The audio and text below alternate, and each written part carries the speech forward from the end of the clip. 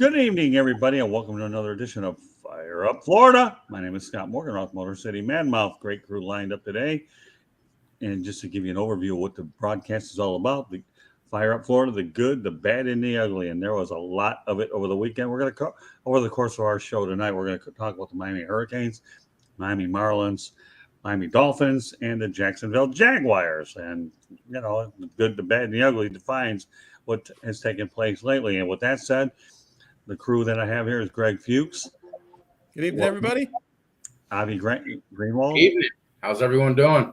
All right. And last but not least, Madman Mancini, my brother from another mother. All right, Always Mark. a pleasure working with the best in the business. Yeah, we enjoy it too, Mark. I enjoy working on Sports Talk Saturday with you and Bruce Kessinger. I always make sure that that's a part of my schedule. It's a show I really am passionate about. With that said, okay, Greg, I'm going to turn it over to you and lead off.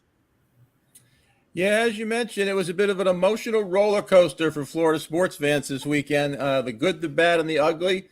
We're actually going to have two doses of good, though. But let's start with the ugly. If you are a Miami Hurricane fan, I feel sorry for you. I mean, that was just a total embarrassment on Saturday. It's hard to even explain. Man, I read some quotes from the players after the game. I think they just weren't emotionally ready. So that goes on the coaches and the players. They thought they could just walk out on the field. They were 26 points favorites, and they just got their butt whipped from the first seconds of the game. They turned the ball over the first three times they had the ball. Before you know it, Middle Tennessee State had 17 points on the board, and they didn't look back. And one of the amazing stats from this game, and I'm not sure if this is some type of record, I haven't heard anything about it, but Middle Tennessee State had 3 touchdown passes of 98, 71, and 69 yards. And if that wasn't enough, they had a non-touchdown pass of 89 yards. 4 of their plays accounted for 64% of their yardage, and those 4 passing plays was almost as many yards as the Canes had in the entire game. I mean, I don't know how a team, and the secondary is supposed to be one of the strengths of this team. I don't know how you give up 4 passes of that length against let's face it, even though they won the game, give them full credit, they're an inferior opponent. But you got to show up to play. You can't just walk in and expect to win. I mean, Appalachian State has shown, they're competitive in all their games this year. I mean, you just can't overlook these teams. I mean, Mario Cristobal has to be totally embarrassed. I can only imagine what the practices are going to be like for the next 2 weeks. They don't play this week, and they need 2 full weeks to fix all of their problems, which are many. First and foremost is just be mentally ready to play. I'll be real curious as to what you guys thought about the Canes' woeful performance this week. Well, I'll lead off with this one because I was at that game, okay, and it was ugly. Number one, I was at the post-game media availability at Cristobal. Makes us wait for a while anyways, and it's a good thing he did because he had to gather his thoughts after what took place. When Jake Garcia entered the game, everybody was cheering for him because, unfortunately, Tyler Van Dyke had a problem. 3 interceptions off the get-go. Middle Tennessee jumped on him. And that's the first time they've ever beaten, I believe, a top 20 ranked opponent as well. So, when you look at what took place there, you're right. There isn't a lot to say. They made Chase Cunningham look like a Heisman Trophy winner that night. They really did, and it was as bad. And let's face reality. When Miami plays a weak schedule at the beginning with Bethune-Cookman and Southern Mississippi, and then they go out to Texas A&M. They kept it competitive against a Texas A&M team, which, by the way, did lose to App State. You're 2-2. I hate these weak schedules, and I think they're a false sense of security. And so far, I think Mario Cristobal will definitely fix it. But, yeah, there's no question they came out flat. I mean, the numbers are staggering. I think that's the thing that was hard for me is just the staggering numbers with Middle Tennessee versus Miami of all teams. But sometimes you have to lose hard. And you're right, Greg. These 2 weeks of practice are going to be bad. You have a bye week off an embarrassing loss. It hurts a lot harder. So I was at it, had to watch it, had to hear it.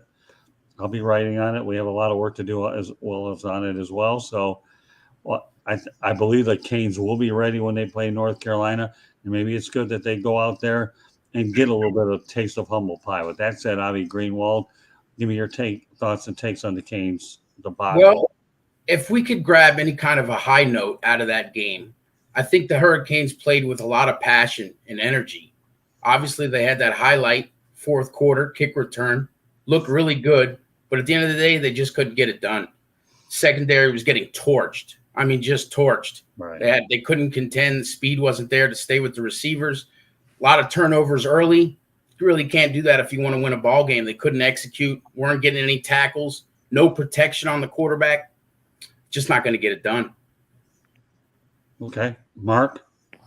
Well, 4 words I run with, and 2 are lost these days, is accountability and communication. Right. And I think after the Texas A&M game, that still is filtering through the Miami Hurricanes locker room.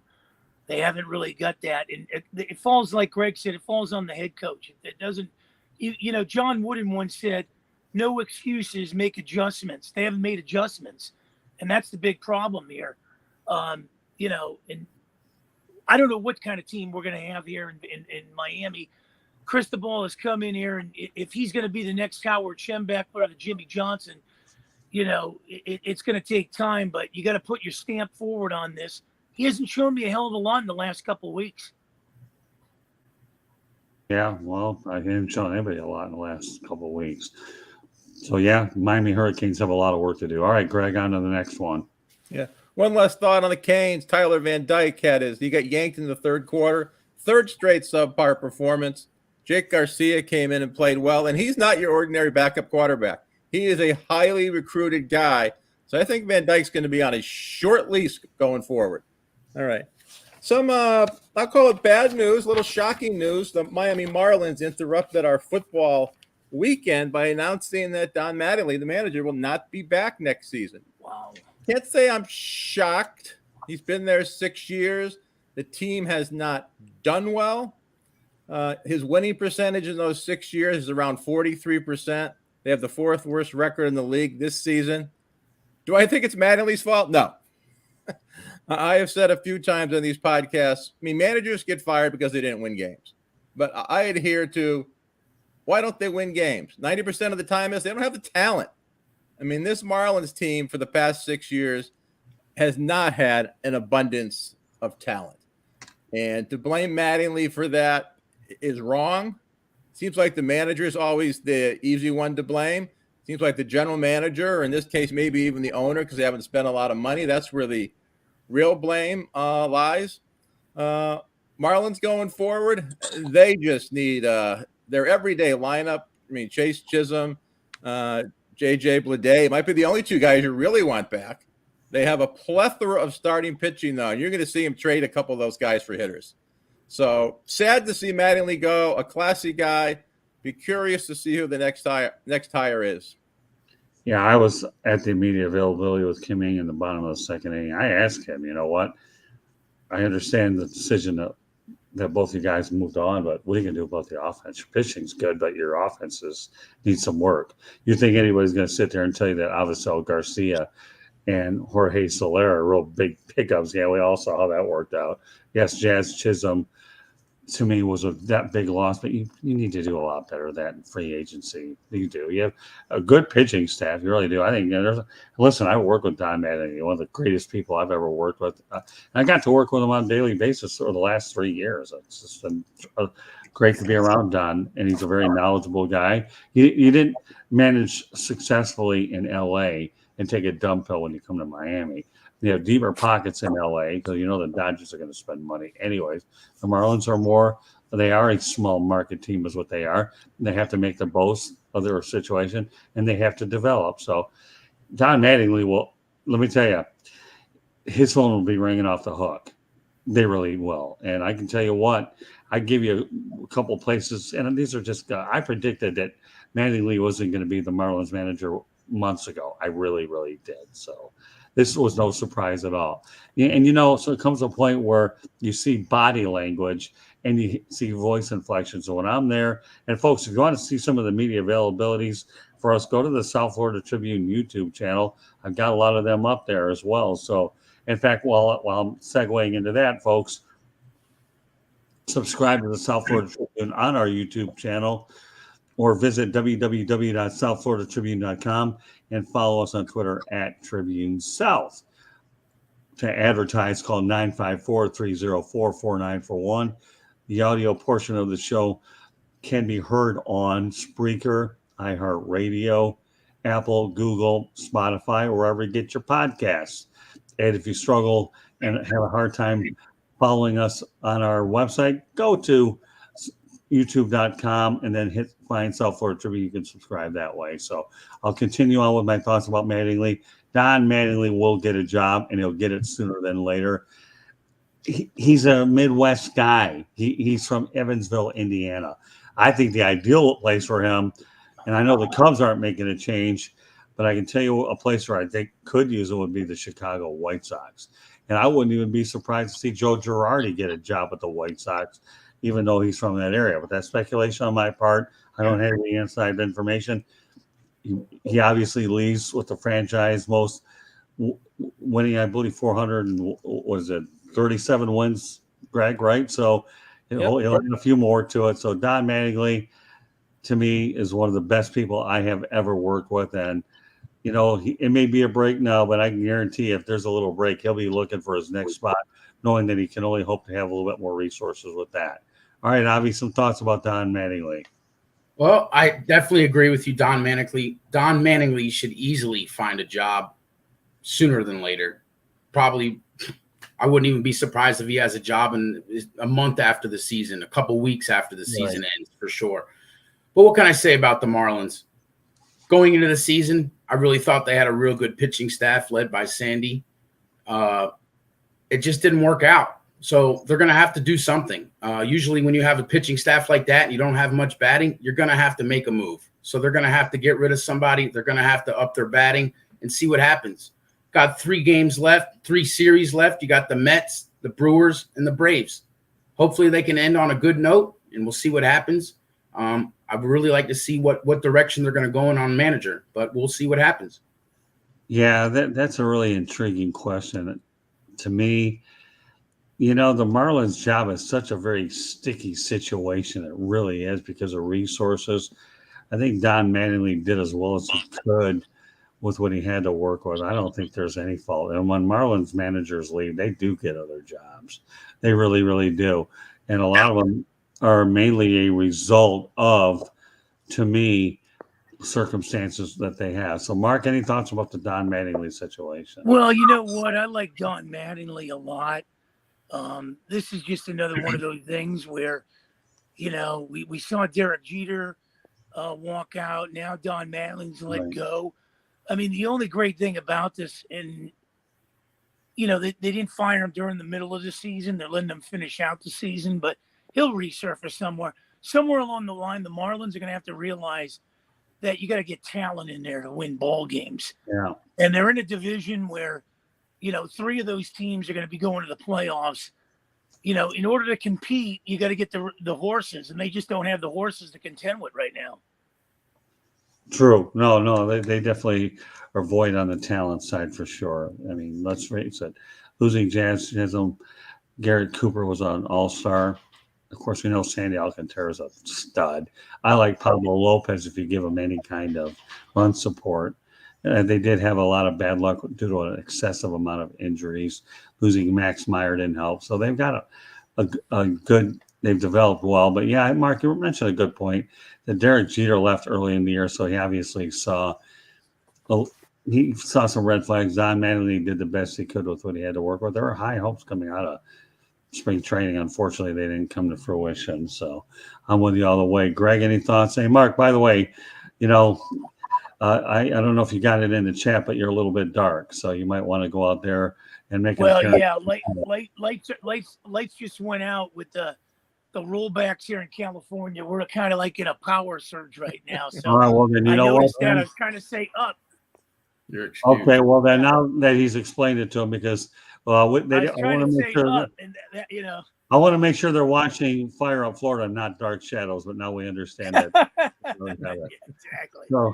Hey, why not have a little bit of fun on these shows? That's what it's all Yeah, about. you gotta roll with it. When something goes on, you gotta know how to improvise. Oh, we do. And, we have a lot of fun doing it. So, Marco, at least, this edition is Fire Up Florida, not Yeah. Dark Shadows starring Mark Mancini. Okay. All right, Greg, some thoughts about the Don Mattingly departure. My only last thoughts, I'll be real curious as to what the Marlins do in the offseason, not just replacing the manager, but I think they're going to be making several trades, and they'll spend some money to upgrade that roster. I mean, they just can't keep rolling like a AAA lineup out there. No, they can, and it's reflected in the attendance figures. You get between 8 and 15,000 at that ballpark. Yep. That really is. All right. Well, yeah, I knew we were going to address Don Mattingly. I've enjoyed working with him. I really did. To me, it's been a very big. To me, I've enjoyed it so much. He's one of the nice people, and he's a good baseball person. Knows a lot about the game, and you can only learn as a writer, reporter, broadcaster from what this guy's been around, where he's been. I tell you what, I work with the likes of the Sparky Andersons, the Tom Lasordas, and the Jim Lelands. And I will tell you right now, to me, Don Mattingly is a consummate pro. Let's go to the chat room for a moment. Long time Mets. Mike Arango is a long time Mets fan, but I will say that Don Mattingly is one of the best hitters from 84 to 87. I absolutely loved him. If not for injuries, he would have probably ended up as one of the greatest hitters ever. No debate there. Michael, I actually think he belongs in the Hall of Fame, despite a 13-year career. That's just an opinion, and I'll continue to say it. And hopefully down the road, the Veterans Committee will get him there. I can tell you one thing, having been to Cooperstown before, like I have been, Don Mattingly's paraphernalia is throughout the Hall of Fame, even if he doesn't have a plaque there. And Michael Arango continues to say it's so sad the Marlins couldn't give him any talent to produce what he could have. Yeah, Mike, again, you're on point there as well. So Don Mattingly will get a job sooner than you think and deserves it. And yeah, we'll see how long his little break is, which won't be long. I don't see him as a broadcaster. I see him getting back in the saddle and managing very quickly. And another guy that I do see getting another managing job, I do believe, will be Joe Girardi as well. So with that said, let's segue over to the Miami Dolphins. Greg, take over. Yeah. Enough of this bad and the ugly. Let's get to the good. Let's get fired up. The Dolphins beat the Buffalo Bills. Who saw that coming? Dolphins had lost, I think, 7 in a row to the Bills, and most of them were absolute blowouts. And this was one of the more bizarre football games I've ever seen. If someone told you after the game that Buffalo ran 90 plays to 39 for the Dolphins, what would your reaction have been? Must have been like a 63-3 game. The Dolphins defense obviously did not play great. They bent a lot, but they rarely broke. Despite those 90 plays and the 400 passing yards by Josh Allen, who threw the ball 63 times, they only gave up 19 points. I'll take any Bills game the Dolphins play. I'll gladly take holding the Bills to 19 points. So just it was like I said, an odd game to watch because it seemed like the Dolphins offense was never on the field. And the one thing I thought that was odd about this game was Buffalo's defense was missing their entire starting secondary, and 2 defensive tackles. And I thought, as long as they can protect Tua, which they did a decent job of, they should be able to just wing this ball downfield like they did against the Ravens the week before. And until the game-winning drive in the fourth quarter, they didn't do that. I mean, that really surprised me. Now, in that game-winning drive, they finally threw to Waddle once. I think it was like 35 yards. And then on 3rd and 22, they hit him for 45 yards down the middle that set up the game-winning touchdown. But that was a game of attrition also. Several offensive linemen for both teams got hurt during the game. And I've seen a lot of games in Miami in September, and they always say the heat. And sometimes you see guys cramping up. Seemed like everybody was cramping up yesterday, especially Stephon Diggs. It was, like I said, a game of attrition. Who was left standing at the end? And, when Buffalo got down there with like 2 minutes to go in the game, 1st and goal inside the 5-yard line, I figured that was it. But like I said, that Dolphin defense bent, but it did not break. It's helped out by a bad pass by Josh Allen. McKenzie looked to be wide open in the end zone. But, you got to execute. If that had been Tua who threw a pass like that, Dolphin fans would be up in arms. What a lousy arm he has. It shows you that even guys like Josh Allen can make bad plays at a time. And, Buffalo should have won this game. A host of mistakes. They mismanaged the clock at the end of both halves. Could have gotten field goals if they had killed the clock properly. They missed a chippy field goal of 38. The only turnover in the game led to a short touchdown by the Dolphins, which is another reason the offense didn't spend a lot of time on the field. They had like a 2-play drive for a touchdown. But just, wasn't pretty. And as I said in my article, you should never apologize for a win. So let's hear from the rest of the audience, see what they think of the game. Well, first of all, let's go out there and talk about the fact that, to me, the heat did play a factor. Now, if I understand correctly, that the Dolphins are on the shaded side and the Buffalo Bills are on the exposed side, right? Home field advantage. Yeah. Right. So when you have a home field advantage and the sun is draining you big time, then the Buffalo, and I guess when you look at the trade-offs, to me, Buffalo gets hammered in the heat and Miami gets hammered up in the cold. So, that's what makes it so interesting. Mike Arango makes some interesting comments. If you're watching, this is what he's got to say, and then you guys can comment on that as well. So I actually thought Buffalo would win by a lot, but the Dolphins certainly showed me that under Mike McDaniel, he's off to a fine start. He really is. You wonder, I know there's talk about the injury. They initially thought it was a concussion. It's a back injury. That's why Tua struggled to get back on his feet. But all in all, you got to give Miami credit. They did win it ugly, but a win is a win and nobody cares. I'll take a victory any way that they can get it against a Buffalo Bills team, which many think could still win the Super Bowl. And I still think the Buffalo Bills are the best team in the division long term. But got to hats off to the Miami Dolphins, though. This team here is playing awfully well. I don't think anybody expected them to start out 3-0. I think the Bills are better, but doesn't matter. Win's a win. Oh, yeah, no doubt about that. That's for sure. So, but take it from there, Avi. What do you think? Look, it wasn't pretty. Like you said, Dolphins got it done. Stopped Josh Allen on a final drive. It was really scary stuff. Tua, at one point, got hurt. We were worried about that. Going forward, I'm actually a little bit worried about his durability. Will he be able to withstand these hits going forward? But at the end of the day, Mike McDaniel's team executed, and they did what they needed to do to get the W. I'm really proud of what the Dolphins did as a team as a whole. They dug real deep to get this victory, and it paid off. So, well, Greg pointed out when Buffalo dominated time of possession 40.40 to 19-20, and you still win by over 2-1 in time of possession. That's pretty good. I've always said the best way to go out there and deal with a quarterback like him is either one, dominate the time of possession, which Miami would have done to keep him off the field, or two, play exceptional defense. Evidently, the Dolphins subscribe to theory number 2. With that said, Mark Mancini, it looks like you got a little bit of light back. Thank you very much. If you didn't, it wouldn't matter. We can still get the audio out of you. So give me your thoughts about the Dolphins and the Bills. Well, New England, Baltimore, and Buffalo are prominent teams to beat here.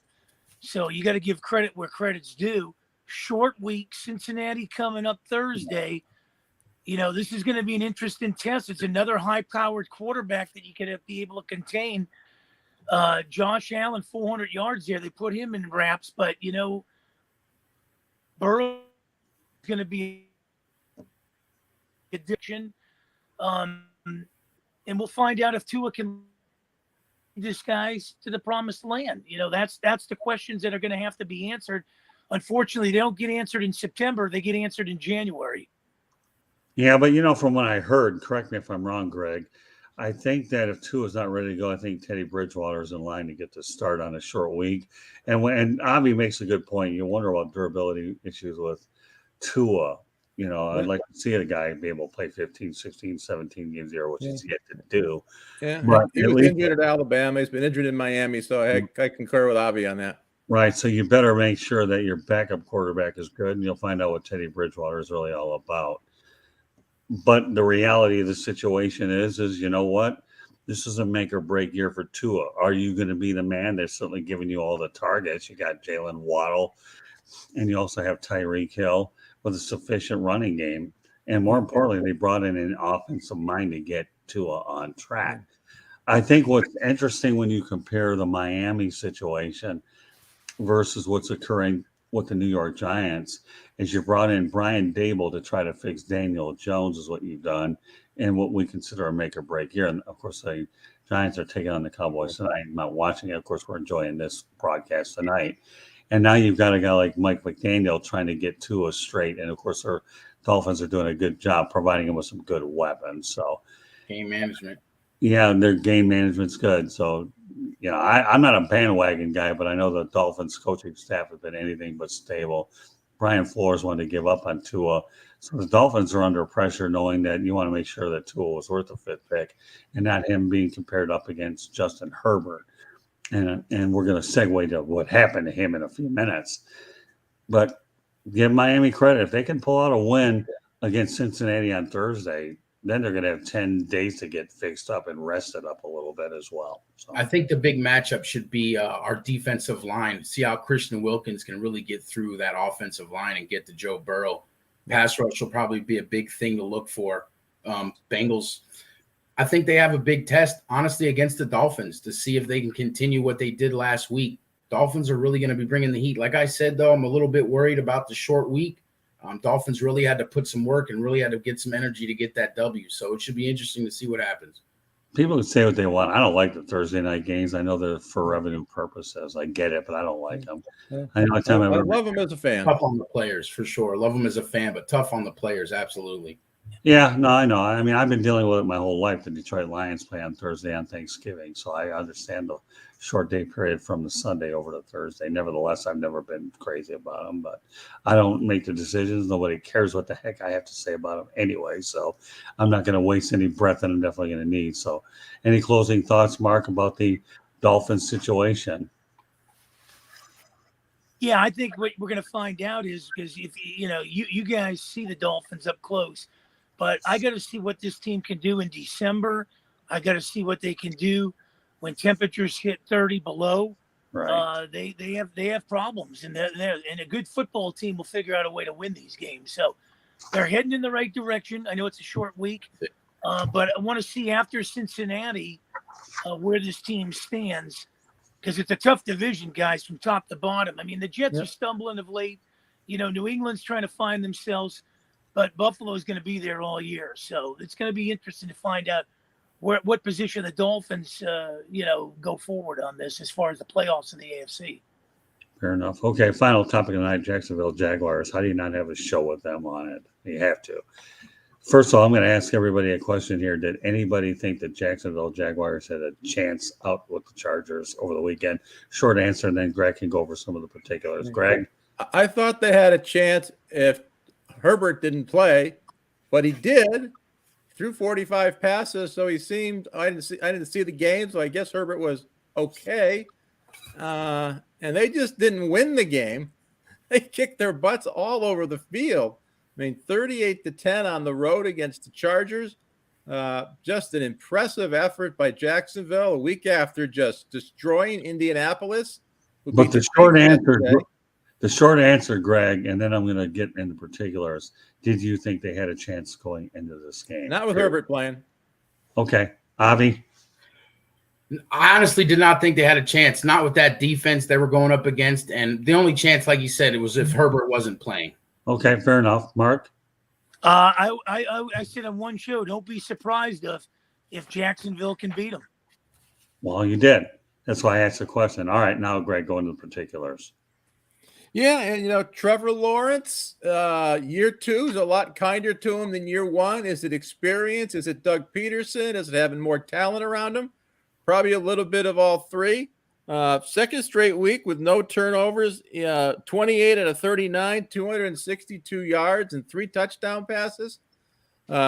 Just a great game. And the Jacksonville defense, I remember back in the days of Blake Bortles, it was really the defense that carried the team. I don't think this defense is as good as the defense was back then, but they have played well this season. And Jacksonville is a team to be reckoned with, especially in what is probably the weakest division in the NFL. Avi, you're obviously familiar with the Jaguar situation. That's how I got in contact with you.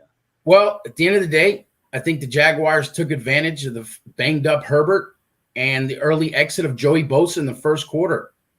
James Robinson looked like he was on a mission, running everywhere. Trevor Lawrence had some real poise in the pocket.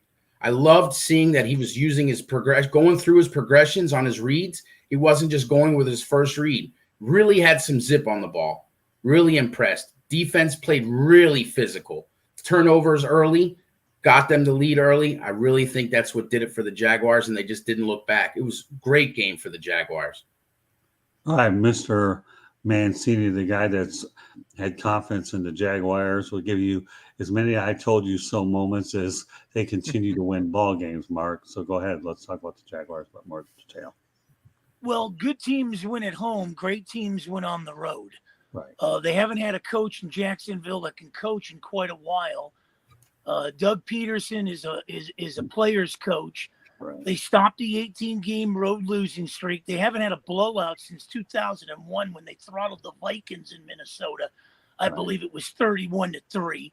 Right. And let me tell you something. That Hall of Famer called Peyton Manning, who lost his first 9 starts, the people that were bashing Trevor Lawrence in his first 2 years, he lost his first 9 starts as well, too. So this guy could be heading somewhere. But let me tell you something. In football, I don't care what anybody says. Defense wins football games. And they smothered Herbert. They kept the Chargers in check. They hardly had the ball. And I think they're going to go into Philly and kind of throttle that high-powered offense with Jalen Hurts and company. So this is a team that's believing in themselves. And they're playing on house money, boys, whether it's the weakest division in football or not. They still got the best quarterback in that division. And I think they're going to do some damage if they get there. God, Mark, I love the analogy house money because that's exactly what they're doing too. And I believe, if my memory serves me correctly, the coach for Peyton Manning, wasn't it Jim Morris Sr., I believe, at the beginning? So Jim Morris Sr. So you have one coach where it didn't work out. We all know that Trevor Lawrence, it wasn't his fault that Urban Meyer was just outright awful. And then Doug Peterson's first thing he says to Trevor Lawrence said, you know what, just forget about everything last year. I guess the only thing Trevor Lawrence probably say, at least I cashed my checks and I survived the year. So, well, you don't think there's going to be bulletin board material in Philly with Doug Peterson going home? We'll get into that in a moment. We'll just stay on point. But no, I'm glad you did bring it up, Mark, and we will touch on it in about a minute or so. But let's face the reality. It could not have started off any worse for Lawrence with Urban Meyer. Marvin Jones, I was actually out there for the last couple of games, including the one where they ended up beating the Colts, and Carson Wentz got run out of town. And, when hearing Lawrence and hearing Marvin Jones and the rest of those guys, they were just glad the season was over. Darrell Bevel, tried the best he could to calm things down for the last few games. Miami now. I know. Yeah, I know. He's under Mike McDaniel. And actually, that was a good hire for the Dolphins. Very good. But to me, Trevor Lawrence is giddy right now. I got Doug Peterson, who won a Super Bowl as a backup QB and then won one as a coach.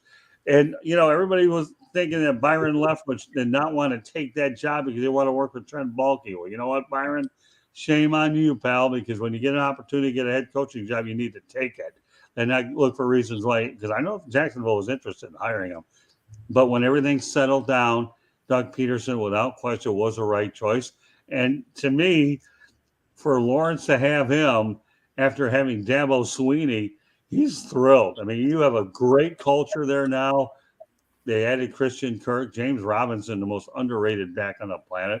And by the way, for whatever it's worth, he's only an undrafted free agent, so you can find talent, whether it's in the draft or outside of it. So I'm really happy for the Jaguars. And I remember the Blake Bortles era, and I saw the Jaguars beat the Buffalo Bills 10-3 at that game. It was an ugly game, but Jacksonville still got the win. Nevertheless, it doesn't make any difference. So I hope Jaguars do well, and I am so thrilled that Trevor Lawrence ended up with a really, really good coach. That, to me, right now.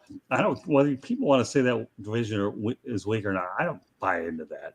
To me, if you remember, you're only playing 6 division games, so you have to win a lot more outside of your division, and you have to take them one game at a time. It's not like you're in baseball where you're playing 18 games against your division rivals all year, which will change next year to begin with. So more power to the Jacksonville Jaguars. I hope they keep it going, and I'm going to go back to Mark's point. Okay, that you talk about bulletin board material with Doug Peterson going back to Philadelphia. What a story! Yeah, that'll be a great storyline for sure. But you know what? They let him go, and he won the Super Bowl.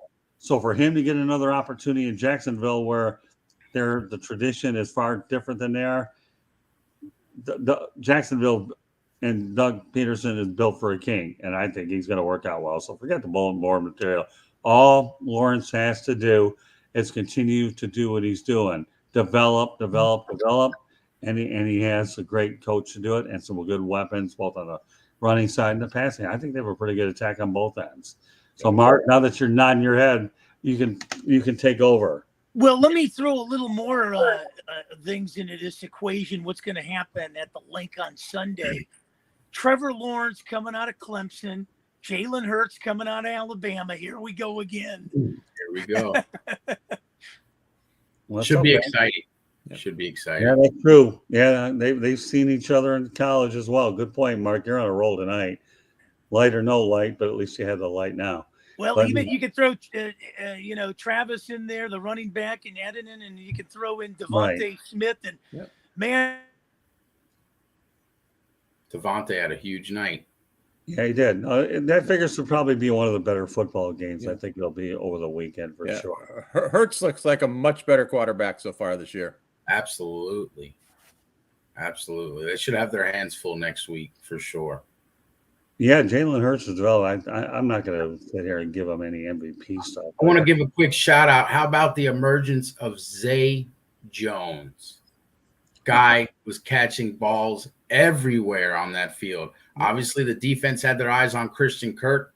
Well, what do you got? You got Zay Jones. And also, the other addition, Evan Ingram, was also looking good out there on the field. So he's got some weapons now.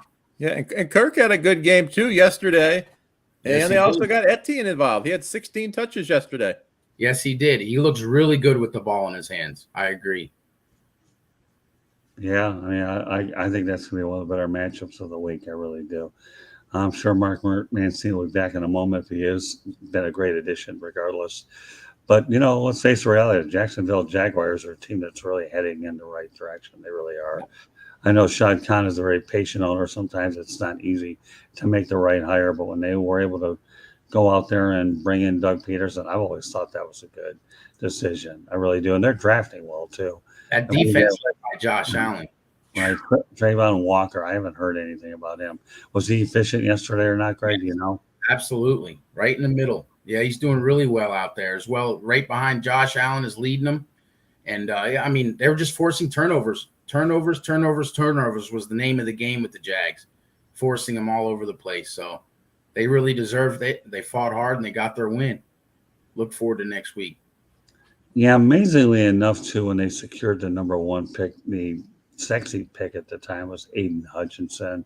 But then as you got closer to draft day, Jacksonville went with the kid from Georgia, which obviously they probably seen him enough over at that Florida-Georgia game. I don't know if that has anything to do with it or not. And the Lions ended up with Aiden Hutchinson. Yeah, he was destined to be there, right, in Detroit. Yeah, it almost seems like really both players were destined to be where they were. I think so, yeah. Yeah, Aiden Hutchinson had a huge game last week, speaking of. Yeah, Aiden Hutchinson he's a good pick for him. And I like Trayvon Walker. It's one of those things that, to me, it kind of worked out real well. So, Greg, anything else you want to add to this? So I'll have some closing comments going back to the Dolphins. Two things. Not only are they 3-0, depending on what the Giants do tonight, either only 2 or 3 teams undefeated in the NFL. Not only did they win the last 2 weeks, they beat Lamar Jackson and Josh Allen, the 2 most dynamic quarterbacks in the NFL. And even though both of them had very good games, the Dolphins still found a way to win the game. So a big pat on the back for the Dolphins. And also, if you watch the NFL Network or ESPN yesterday and today, the two most popular videos came out of the Dolphins game. You had the butt punt that went for a safety in the end zone. And then you had the reaction from Bill's offensive coordinator, Ken Dorsey, at the end of the game when they couldn't down the ball that kicked the field goal. And he just went nuts in the broadcast booth, which I found quite humorous. Yeah, that's a tough one to those see. are like the two biggest videos in the NFL this weekend. Tough one to see, man. I'm a big Ken Dorsey fan too. I think he's going to make a great coach one day. But yeah, that was a tough one for the guy. I can only imagine. Tough loss at the end for them, so I can understand his anger. Yep. Well, I give him credit for intensity, anyways. Hey, you know, let's face it, he was a good quarterback at the University of Miami, and he was extremely intense. While we have a couple minutes, we'll just add one little nugget to this whole thing. Any thoughts about the Green Bay Packers and Tampa Bay Buccaneers game, Greg? I think I fell asleep during the game. That's how exciting that game was, which was to be expected. Two good defenses, and both teams were missing a bunch of wide receivers. So everyone thought it would be a low-scoring game, and it was. Yeah, turnovers. Turnovers seem to be a thing on both sides of the ball. Both of them were just popping the ball out everywhere. The main thing I'm mainly concerned with the Buccaneers right now is their offensive line. It just doesn't seem to be giving anybody time. Leonard Fournette is barely getting through there. I'm really concerned with that offensive line. Tom Brady is just not looking the same. He's not getting the protection he's used to. Right.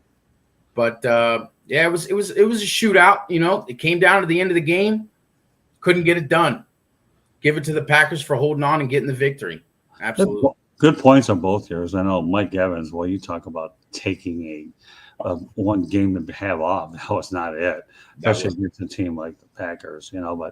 But that's Mike Evans' fault. It's some things you don't do, and you don't come on the field like he did. And the NFL will crack down on it, and they gave him exactly what they had to do.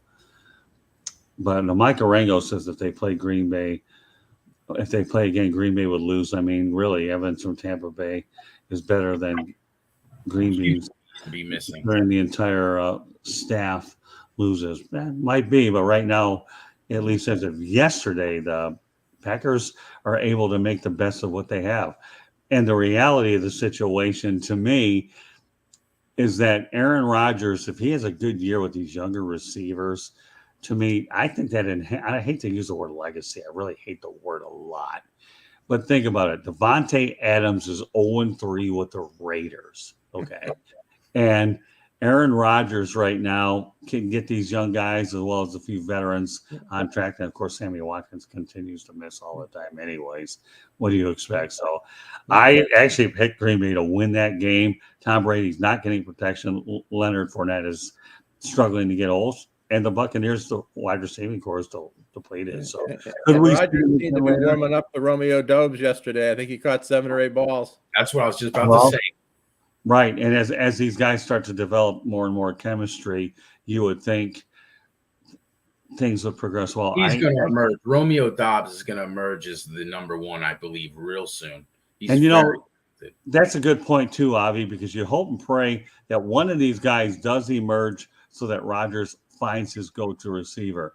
I was actually on a show earlier this morning when we were talking about it, and I told one of the guys that was opposite me, obviously on one of these streaming shows, I said, listen, you know what? Aaron Rodgers, to me, if he can make a lot out of what he has, more power to him. Yeah, this will be one of his better acts. It really will. And what the point that I was bringing out is I think all of us can remember that at one point the NFL schedule was 14 games, then went to 16 and then 17. And this guy, tried to be a smart aleck and said, well, there's 14 games left. I think he was only 25 years old anyways. I said, pal, you haven't been around long enough to go that once upon a time the NFL had a 14-game season and they ended up going ahead and having 6 games. So it just goes to show you some of these people don't realize, and no fault of his own, he's only 25 years of age. He's talking 14. I was trying to give him a history lesson via Google we'll see whether or not it ever resonates with them anyways. But usually it takes teams about 2 or 3 games to get in sync anyhow. But once upon a time, there was a 14-game season is really what it was. And as a result, that's what we have to deal with. So on that note, this concludes this edition of Fire Up Florida. Before we sign off, Greg, why don't you let everybody know how they can get a hold of you? Sure. You can follow my articles on southfloridatribune.com, and on Twitter, you can follow me, GFukes at Gregory Fuchs. All right, Avi. You can find me on Facebook at Avi Greenwald, or you can also find me on Jags Life, also on Facebook. You can find me on NSPN, also on Facebook.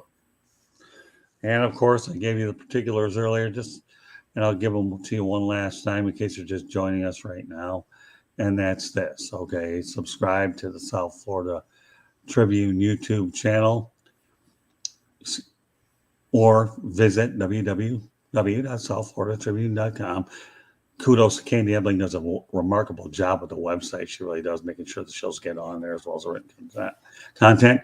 And follow us on Twitter at Tribune South. To advertise, call 954-304-4941. The audio portion of the show can be heard on Spreaker, iHeartRadio, Apple, Google, Spotify, wherever you get your podcasts. Also, if you struggle finding us through the website, just go to youtube.com, and then you can go out there and find South Florida Tribune and subscribe that way. Nice job by Mark Mancini, even though he was having some technical difficulties in Southern California due to power outages and whatnot. But Mark's a really good contributor here for the show, and we're eternally grateful for that.